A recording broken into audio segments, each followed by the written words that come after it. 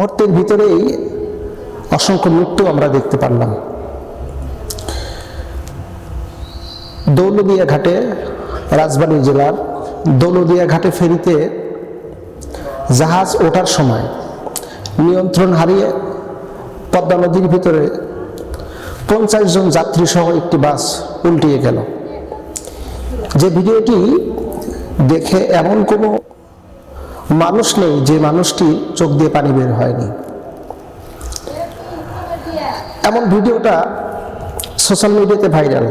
শুধু সোশ্যাল মিডিয়াতে ভাইরাল নয়, বরং প্রতিটা মানুষের অন্তরের ভিতরে এই একটা প্রশ্ন বারবার উত্থাপিত হচ্ছে, এতগুলো মৃত্যু আমরা কিভাবে মেনে নেব? এতগুলো মৃত্যু আমরা কিভাবে সহ্য করব? আমরা কল্পনাও করতে পারি নাই মুহূর্তের ভিতরে 30-35 জন মানুষ পদ্মার এই নদীর ভিতরে বাস উল্টিয়ে তাদের জীবন দিয়ে দেবে।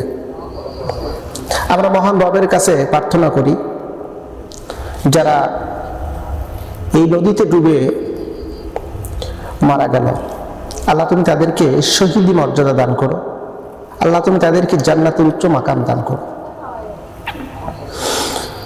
আমরা বেশ কিছু যাত্রী যারা ডুবন্ত বাস থেকে বের হয়েছে, এর মধ্যে আমরা দেখতে পারলাম কিছু ছোট্ট বাচ্চারা, অর্থাৎ কোনো মতো সাঁতার দিয়ে বাসের ভিতর থেকে বের হয়ে কোনো মতো সাঁতার দিয়ে উপরে উঠেছে। এর মধ্যে একটি বাচ্চার কান্না আহাজারিতে যেন আকাশ ভারী হয়ে গেছে। সে শুধু একটা কথা বলতেছে যে, মা তুমি আমাকে রেখে কেন চলে গেলা? এক যুবক কান্না করতেছে আর বলতেছে যে আমার সব চলে গেল, আমি তো শুধু একা। এই যে দৌলতদিয়া ঘাটে এখন কান্নার আহাজারি। আজকে আমরা বড় আফসোসের সাথে বলতে হয়, 54টি বছর স্বাধীনতা পেরিয়ে আমার দেশের রাস্তাঘাটের উন্নতি নেই, পরিবহনের উন্নতি নেই।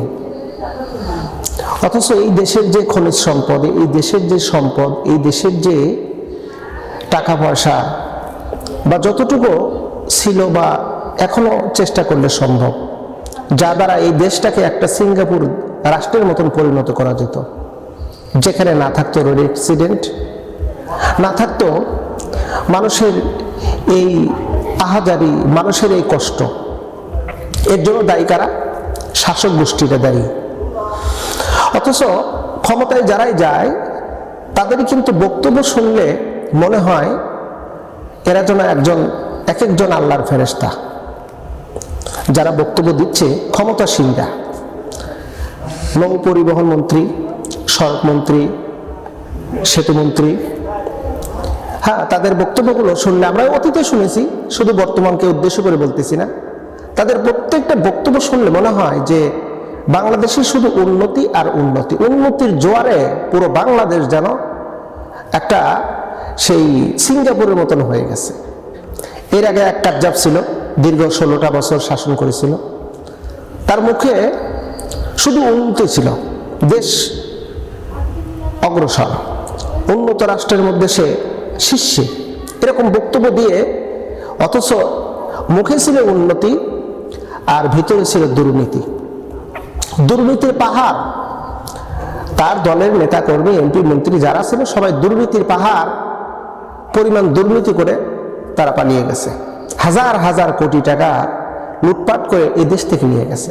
আবার নতুন একটা শাসক গোষ্ঠী আসছে, এদের মুখে উন্নতি। আমরা যেগুলো ভিডিও ফুটেজে আমরা দেখেছি, সড়ক ও যোগাযোগ মন্ত্রীর বক্তব্য, নৌ পরিবহন মন্ত্রীর বক্তব্য, তথ্যমন্ত্রীর বক্তব্য, অর্থমন্ত্রীর বক্তব্য, প্রত্যেকজনের বক্তব্য শুনলে মনে হয় যেন বাংলাদেশটা একটা যেন জান্নাতের বাগিচা। এখানে কোনো কলহ নাই, কোনো বিদ্রোহ নাই, কোনো মারামারি নাই, কোনো খুনাখুনি নাই, কোনো রোড অ্যাক্সিডেন্ট নাই, যাত্রীরা অনায়াসে যাতায়াত করতেছে, তাদের কোনো ভাড়া বৃদ্ধি নাই, এমনকি দ্রব্যমূল্যের দাম সবগুলো নিয়ন্ত্রিত, ভোজ্য তেল থেকে শুরু করে সয়াবিন, ডিজেল, পেট্রোল, অকটেন ইত্যাদি। এই টোটাল যা কিছু আমরা তাদের মুখ থেকে শুনি, মনে হয় যেন একটা জান্নাতের ভিতরে আমরা বসবাস করতেছি। কিন্তু এগুলো সব হলো কাজ্জাব। এই যে যারা বক্তব্য দিচ্ছে না, এই বক্তব্য যারা দিচ্ছে সবাই হলো কাজ্জাব, মিথ্যার উপর প্রতিষ্ঠিত। আজকে এই যে অ্যাক্সিডেন্টের যে হলো, আমরা 30 থেকে 35 জনের লাশ এখনো পর্যন্ত সন্ধান মিলেনি। যদিও বিভিন্ন মিডিয়ায় কেউ বলতেছে 17 জন জীবিত হয়েছে, কেউ বলছে 11 জন জীবিত হয়েছে, কেউ বলছে 12 জন জীবিত হয়েছে। আমরা মিডিয়ার চোখ রেখেছি, সোশ্যাল মিডিয়াতে আমরা দেখতে পাচ্ছি প্রতিনিয়ত। তো সব মিলিয়ে এত মানুষের মৃত্যু আমরা সহ্য করতে পারতেছি না। পরিবহন মন্ত্রী, আপনি কি আপনাকে মন্ত্রিত্ব কেন দেওয়া হয়েছে? ওই আপনার এসি অফিসের ভিতরে আপনি থাকবেন আর আপনার কোনো পরিকল্পনা থাকবে না? ড্রাইভাররা, প্রশিক্ষণবিহীন ড্রাইভার, রাস্তার রুট পারমিট, হ্যাঁ ইত্যাদি, এগুলো তো আপনার কাজ। পরিবহন মন্ত্রী আপনি তো এটা কাজ, তাই না? তাহলে আপনি কেন, আপনার তো ক্ষমতা বেশ কিছুদিন হলো, আপনি কেন আইন প্রণয়ন করলেন না? কেন আপনি অবজারভেশন করলেন না? প্রতিটি রাস্তার টহলে কেন আপনি প্রশাসনকে নিয়োগ দিলেন না? প্রিয় বন্ধুরা, আমরা আফসোস করতেছি।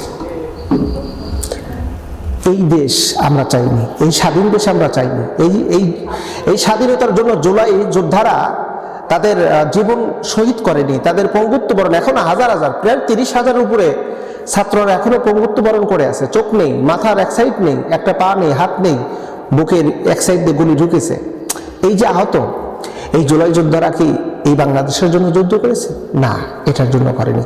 তারা চেয়েছে বৈষম্য মুক্ত একটা রাষ্ট্র, যেখানে প্রত্যেকটা নাগরিক তার সচ্ছলতার সাথে তার অধিকার, ন্যায্য অধিকার বুঝে নিয়ে চলবে।